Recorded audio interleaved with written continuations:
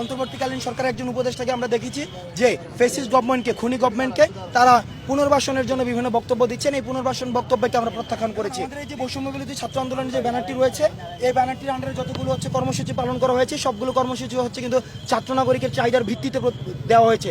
আমরা দেখেছি আমাদের যে বাংলা ব্লকেট কার্যক্রম, শাটডাউন কার্যক্রম, আমরা দেখেছি যে রিমেম্বারিং দ্য হিরোজ কার্যক্রম, মার্চ ফর জাস্টিস কার্যক্রম, যত ধরনের কার্যক্রম, পরবর্তীতে আমাদের 1 পয়েন্ট মুভমেন্ট, স্বৈরাচার পতনের যে আন্দোলন, সেটি কিন্তু দেখা গিয়েছে কি লং মার্চ যেটি ছিল 5ই আগস্ট, এই লং মার্চ এগুলি কিন্তু ছাত্রদের, নাগরিকদের, সমাজের সব ক্লাসের মানুষের চাহিদার ভিত্তিতে কিন্তু দেওয়া হয়েছিল।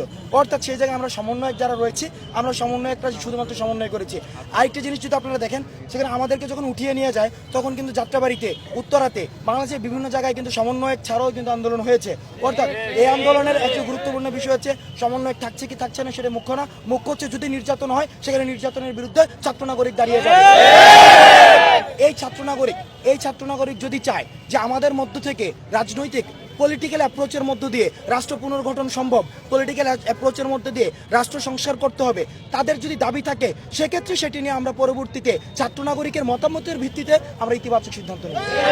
অপরাধ ট্রাইব্যুনালে খুনি হাসিনাকে প্রধান আসামি করে এবং এই ফ্যাসিজমকে যারা এতদিন পর্যন্ত যারা এই ফ্যাসিজমের যারা হচ্ছে বেনিফিশিয়ারি ছিল, তাদেরকে আসামি করে আন্তর্জাতিক অপরাধ ট্রাইব্যুনালে মামলা দায়ের করতে হবে। তৃতীয়ত, মিডিয়া কর্মীদের কাছে আমাদের আহ্বান থাকবে, যারা এই ফ্যাসিস্ট গভর্নমেন্টকে এতদিন পর্যন্ত সার্ভ করেছে, টিকিয়ে রেখেছে, বিভাজনের রাজনীতি বিদ্যমান করে যারা এই ফ্যাসিস্ট গভর্নমেন্টকে সেবা দিয়েছে, তাদের খবর যেন প্রচার করে মানুষকে বিভ্রান্ত করা না হয়, সেই জায়গাতে জনগণ আমরা মিডিয়া কর্মীদের